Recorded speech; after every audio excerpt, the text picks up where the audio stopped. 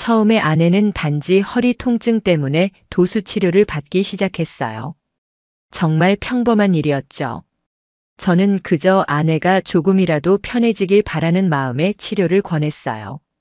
아내는 처음엔 별로 내키지 않았지만 결국 제 권유에 따라 치료를 시작했어요. 처음엔 전혀 의심할 여지도 없었죠. 치료만 잘 받으면 조금 더 나아질 거라고 생각했어요. 하지만 시간이 지나면서 이상한 점들이 조금씩 눈에 띄기 시작했어요. 아내가 치료를 받으러 가는 빈도가 늘어나면서 치료 시간이 점점 길어졌어요. 한번 치료를 받고 오면 좀 더 치료가 필요할 것 같아요 라고 말하며 또 가게 됐죠. 처음엔 단순히 치료가 길어지는 거겠지 싶었어요. 하지만 점점 그 말이 의심스러워지기 시작했어요. 아내가 치료를 받으러 간다고 말한 뒤 돌아오는 시간이 점점 길어졌고 그때마다 저는 알 수 없는 불안감이 몰려왔어요.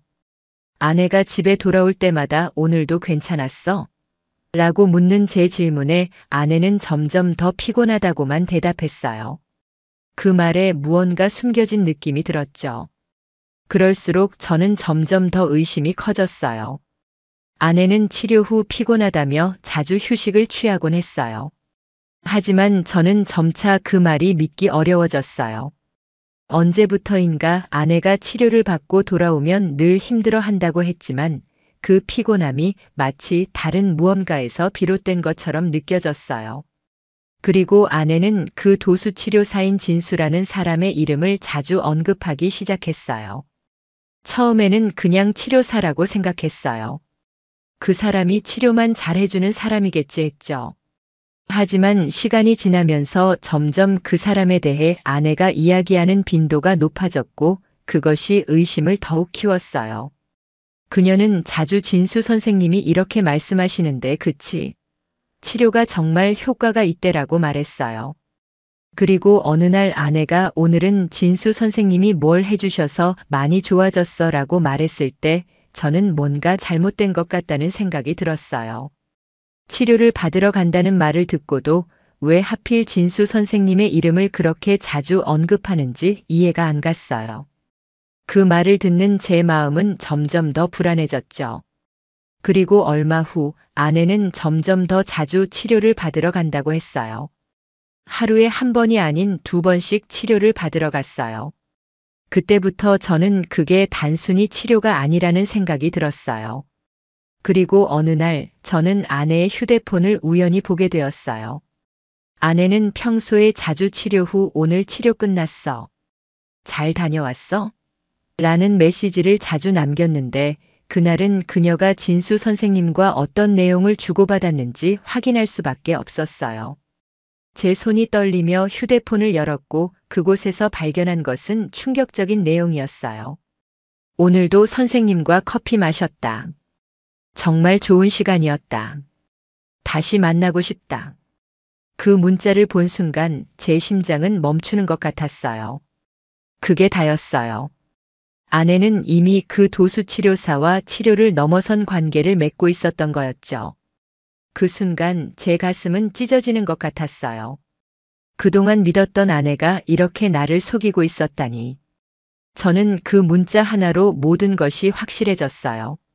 치료라고 믿었던 모든 시간이 사실은 그와의 비밀스러운 만남이었던 거죠. 그 사실을 알았을 때 저는 그 자리에서 아무 말도 할 수 없었어요. 다만 머릿속에서 떠오르는 생각은 한 가지였어요. 배신이다. 이제 끝이다. 그날 저녁 아내는 치료 후 집에 돌아왔어요. 평소처럼 피곤한 얼굴을 하고 있었죠. 그녀는 그때까지도 제 얼굴을 전혀 의심하지 않았어요. 저는 아무 말 없이 그녀에게 오늘도 치료 잘 받았어? 라고 묻고 말았어요. 그때 아내는 피곤한 얼굴로 응, 오늘도 좋아졌어 라고 대답했죠. 하지만 그 대답을 듣고 나는 그저 고개를 끄덕일 수밖에 없었어요. 더 이상 이 관계를 어떻게 할지 알 수 없었으니까요. 그렇게 몇 날 며칠이 지나고 저는 아내가 또 치료를 받으러 간 그날, 그녀가 돌아왔을 때 모든 사실을 고백할 준비가 되어 있었어요. 그날의 대화는 이제 더 이상 피할 수 없는 상황이었죠. 복수의 순간이 다가오고 있다는 걸 직감했어요. 아내에게 숨겨진 진실을 마주할 때가 온 거였죠. 그날 아내가 치료를 받으러 간 후 저는 더 이상 참을 수 없었어요. 아내와 진수 선생님의 관계가 그저 치료 이상의 것이라는 사실을 알게 된 저는 그 충격을 어떻게 받아들여야 할지 몰랐어요. 내가 믿었던 아내, 내 삶의 동반자가 그렇게 나를 속이고 있었다는 사실을 어떻게 받아들여야 할까요? 내 마음은 정말로 혼란스러웠어요. 배신감과 분노가 뒤섞여서 마치 내 가슴이 찢어지는 것 같았어요. 그날 저녁 아내는 평소처럼 피곤한 표정으로 집에 돌아왔어요. 나는 아무 말도 하지 않았어요. 다만 그녀가 들어오는 소리를 들으며 내가 그동안 얼마나 그녀를 믿고 있었는지, 얼마나 아내가 나에게 충실할 거라고 믿었는지를 되새기고 있었죠. 아내가 문을 열고 들어오자 그 작은 소리가 내 가슴을 더욱 아프게 만들었어요. 아무렇지 않은 척하려 애썼지만 내 안에서는 이미 감정이 폭발할 준비를 하고 있었어요. 오늘 치료는 어땠어? 그녀의 피곤한 얼굴을 보며 내가 말을 꺼냈어요. 아내는 늘처럼 피곤하다고 말했어요. 응, 괜찮았어. 진수 선생님이 잘해줘서 좀 나아졌어. 그 말을 들으니 뭔가 더 이상 참을 수 없겠다는 생각이 들었어요. 그 말을 하고 있는 아내의 얼굴에서 어떤 감정이 묻어났는지 알 수 있었죠. 그것은 진정한 반성의 눈물이 아니라 그저 내가 말할 수 없는 진실을 감추기 위한 표정이었어요. 진수 선생님하고 얘기할 때는 그렇게 편안하고 좋은가 봐. 그 말을 하자 아내는 잠시 말을 잇지 못했어요. 잠깐의 침묵 후 그녀는 서둘러 말을 돌리려 했어요. 그냥 치료받으러 가는 거니까. 이상한 감정은 없어. 그녀의 목소리에서는 미묘하게 떨림이 느껴졌어요. 그 떨림을 들으면서 나는 확신을 가질 수밖에 없었어요. 그녀는 나를 계속 속이고 있었고 그 속에서 느끼는 감정은 내가 상상하는 것보다 훨씬 깊은 감정이었어요. 그렇다면 왜 그 사람의 이름을 그렇게 자주 언급하는 거지? 나는 아내를 바라보며 말을 이어갔어요. 아내는 당황한 듯 고개를 숙였어요. 그냥, 그런 말은 그 사람도 많이 도와줘서 그렇게 된 거야. 그 말을 들으면서 나는 더 이상 그녀에게 답을 묻지 않았어요. 그녀의 말은 더 이상 나를 속일 수 없었어요. 이미 내가 알고 있던 모든 사실이 확실해졌고 그 순간 나는 아내와 그놈을 향한 분노와 복수의 감정이 밀려왔어요. 내 안에서 무엇인가 터져버린 기분이었죠. 너 그렇게 나를 속일 수 있다고 생각했어? 그 사람과의 관계가 그냥 치료라고 생각한 거야? 나는 소리 없이 그 말을 내뱉었어요. 아내는 말을 하지 못하고 고개를 숙였어요. 그녀는 이제 더 이상 나를 속일 방법을 찾을 수 없었죠. 그 모습에서 나는 깊은 배신감을 느꼈어요. 그녀가 나에게 감추었던 모든 거짓말, 숨겨두었던 모든 비밀이 드러난 순간 나는 더 이상 그녀를 신뢰할 수 없다고 느꼈어요.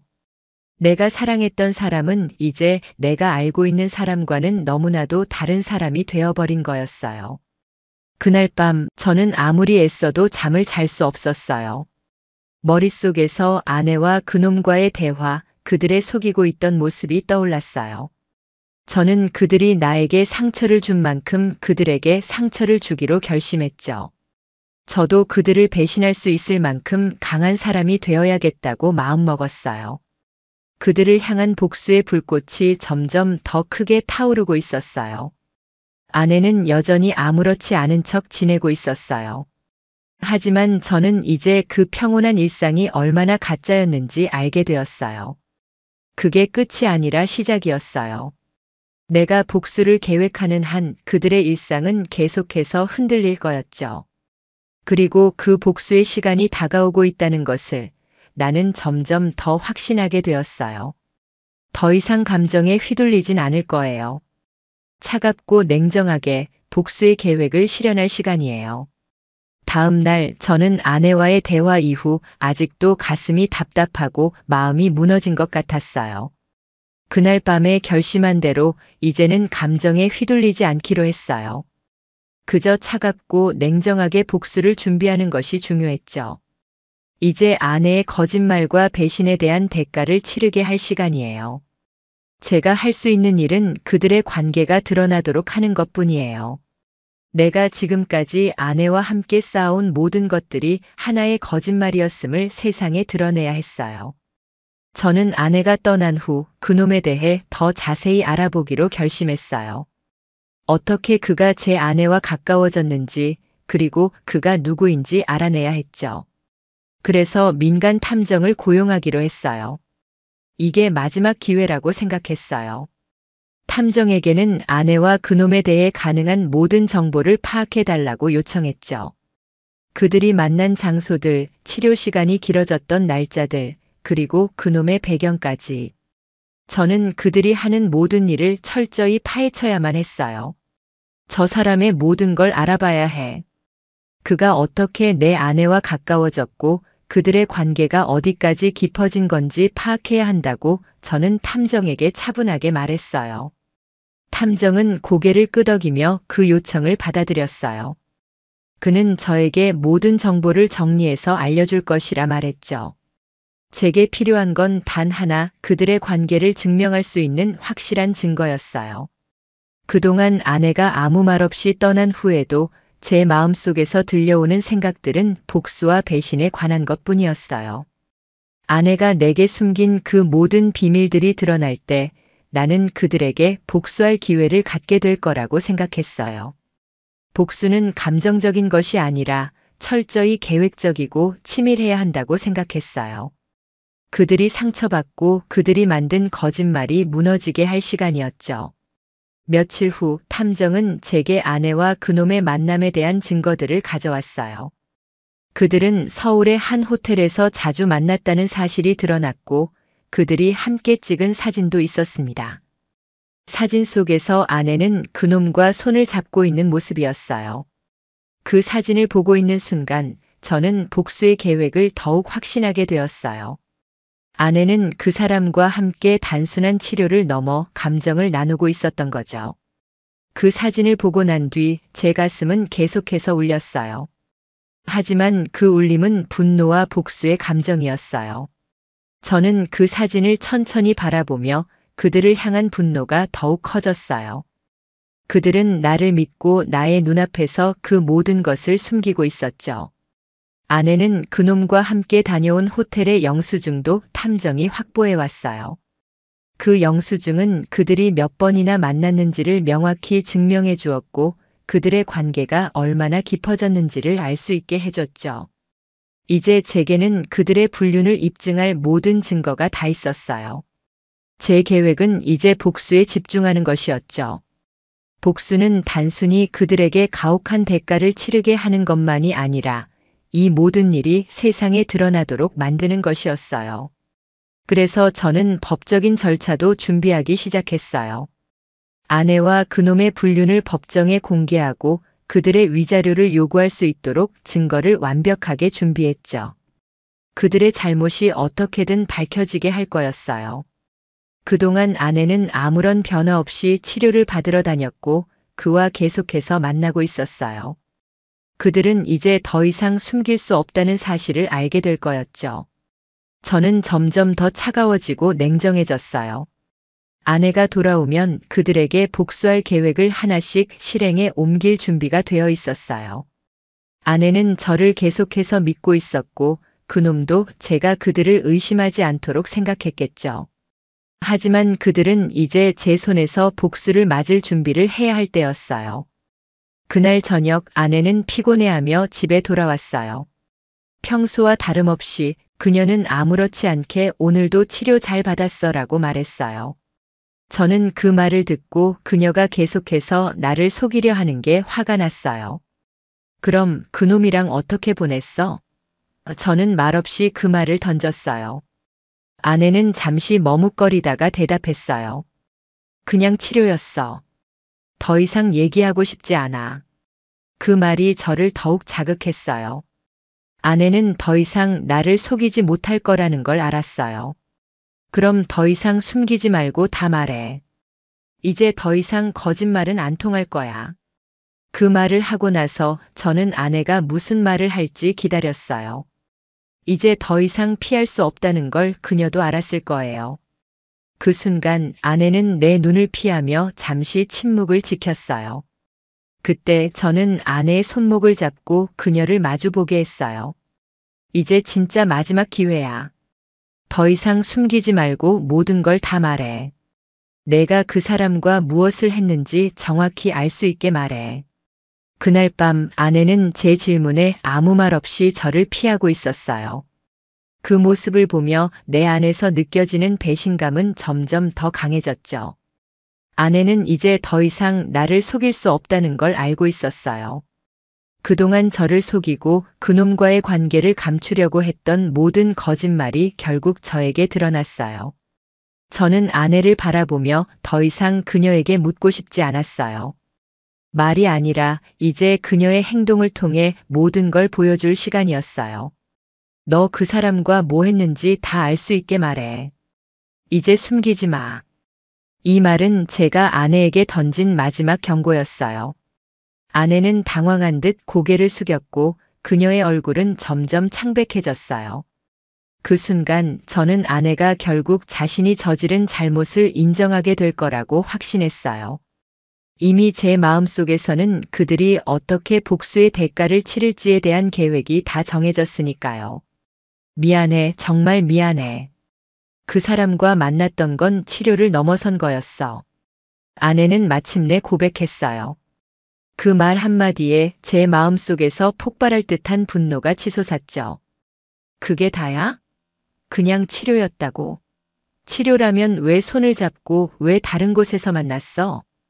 아내는 다시 한 번 말을 잇지 못했어요. 하지만 이제 더 이상 그녀가 무슨 말을 해도 저에게는 의미가 없었죠. 그녀는 내게 절대로 용서를 받을 수 없었어요. 너와 그놈 둘 다 이제 내 삶에서 사라져야 해. 저는 그렇게 말하며 아내를 향해 차갑게 말했어요. 그 순간 아내의 표정이 변하기 시작했어요. 그녀는 제가 더 이상 그녀를 용서할 생각이 없다는 걸 깨달았고 나와의 모든 관계가 끝났다는 사실을 알게 되었죠. 그녀는 눈물을 흘리며 무릎을 꿇었어요. 미안해요. 제발 용서해줘요. 다시는 그런 일이 없을 거예요. 그러나 그 눈물은 더 이상 저를 움직이지 않았어요. 오히려 그 눈물이 저를 더 차갑게 만들었죠. 그녀는 나에게 가면을 쓰고 있었고 그 가면 속에 감춰졌던 진짜 모습이 드러났어요. 나는 아내가 눈물을 흘리는 모습에 더 이상 감동을 받을 수 없었어요. 그동안 내가 사랑했던 사람은 결국 나를 배신한 사람이었으니까요. 용서. 그게 말이 돼? 저는 그녀를 바라보며 차갑게 말했어요. 그때 제가 생각한 건 복수였어요. 이제 더 이상 감정에 휘둘리지 않기로 했죠. 감정적으로 대응하면 내게 불리할 거라 생각했어요. 그래서 복수는 철저히 계획적으로 실행해야 한다는 결심을 했어요. 아내와 그놈이 저지른 모든 불륜을 드러내기 위해 저는 그들에게 대가를 치르게 해야 했죠. 너와 그 사람은 이제 끝이야. 난 내가 저지른 잘못을 세상에 드러내서 둘 다 후회하게 만들 거야. 이 말은 저의 마지막 경고였어요.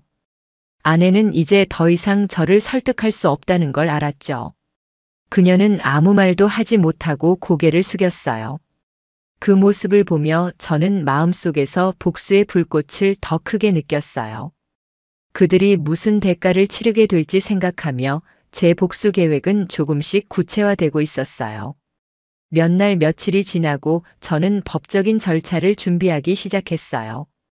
아내와 그놈의 불륜을 법정에 공개하고 그들이 저에게 상처를 준 만큼 그들도 그 대가를 치르게 할 생각이었죠. 저는 변호사를 만나 불륜 증거를 바탕으로 소송을 준비했어요. 이제 그들의 잘못이 드러날 시간이에요. 아내와 그놈은 더 이상 아무도 모르게 살아갈 수 없을 거예요. 그들이 숨겨두었던 비밀들이 세상에 드러날 때 그들의 얼굴이 어떻게 변할지 상상하는 것만으로도 저는 흥분을 감추지 못했어요. 소송을 준비하며 저는 그들의 비밀이 공개될 때를 기다리고 있었어요. 모든 증거가 제 손에 있기 때문에 이제는 아무리 그놈이 어떻게 변명해도 소용없다는 생각을 했죠. 법정에서 모든 것이 드러날 때 그들은 더 이상 저를 속일 수 없을 거였어요. 이제 아내와 그놈에게 내려질 대가는 그 어떤 것보다 더 가혹할 거라는 확신이 있었어요. 그 순간 저는 복수의 시작을 선언한 셈이었죠. 복수의 계획을 시작한 후 저는 더 이상 감정을 억누르지 않았어요. 그동안 아내와 그놈에게 속았다는 생각에 너무나 억울하고 분노가 치밀었죠. 이젠 그들이 저에게 어떤 대가를 치르게 해야 할지 정확히 계획을 세우고 있었어요. 제 손에 있는 모든 증거는 그들의 불륜을 입증할 수 있었고, 이제 그들이 감당해야 할 책임이 왔다는 생각에 짜릿함을 느꼈어요. 몇 주가 지나고 법적 절차가 진행되기 시작했어요. 저는 변호사와 함께 모든 서류를 준비하고 아내와 그놈의 불륜을 입증할 수 있는 강력한 증거들을 법정에 제출하기로 했죠.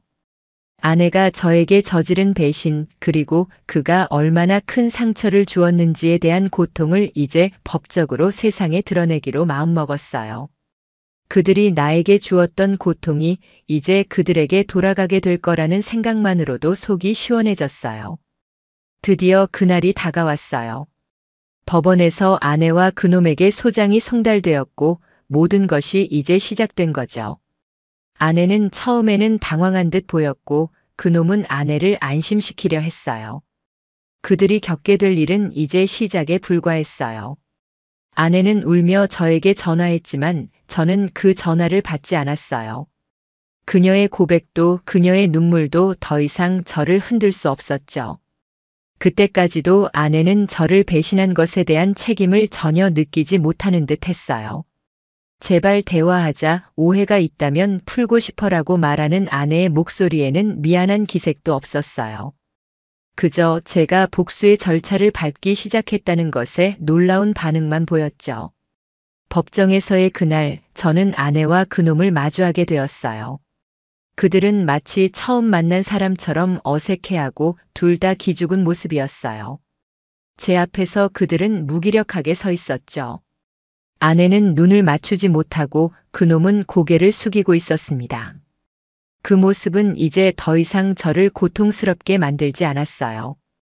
오히려 그들의 모습을 보는 게 즐거웠어요. 내가 알고 있던 모든 거짓말들이 드러날 시간이었고 그들은 이제 자신이 저지른 잘못에 대해 무릎을 꿇을 준비를 해야 했어요. 소송이 진행되는 동안 제 변호사는 증거를 철저하게 준비해서 법정에 제출했어요. 호텔 영수증, 그놈과의 문자 메시지, 그리고 제가 수집한 모든 사진들. 그 모든 것들은 이제 아내와 그놈과의 관계를 명백히 드러냈어요. 법정에서는 그들이 얼마나 이기적인 행동을 했는지, 얼마나 제게 상처를 줬는지에 대해 증언이 이루어졌어요. 제 마음속에서 그들의 비밀이 공개되는 순간마다 나는 점점 더 큰 만족감을 느꼈어요. 이제 그들은 더 이상 나에게 속일 수 없었고 그들의 거짓말이 드러나고 있었죠. 그 과정에서 아내는 말없이 눈물을 흘리며 저를 바라보았어요.